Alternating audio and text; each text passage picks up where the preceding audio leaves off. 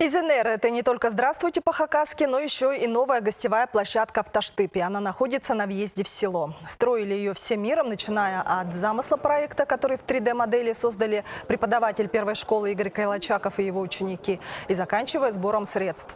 К слову, таштыпцы помогали не только деньгами. Доски на строительство юрты и мостиков, гравий и другие материалы – все это люди предоставили строителям бесплатно. Еще один подарок – колоритная статуя медведя с девушкой в национальном костюме, как символ оберега таштыпской земли. По отзывам гостей, новая площадка выглядит интереснее той, что на въезде в район.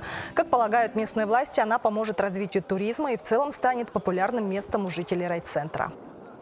Душа радуется, и мы на этом не будем останавливаться, Это все-таки райцентр, лицо Таштыпского района, не только села. Тут много еще, что на национальную тематику будет выполнено. В дальнейшем тут планируется сделать большую юрту, чтобы там также для гостей сувенирная продукция продавалась и проводились мероприятия.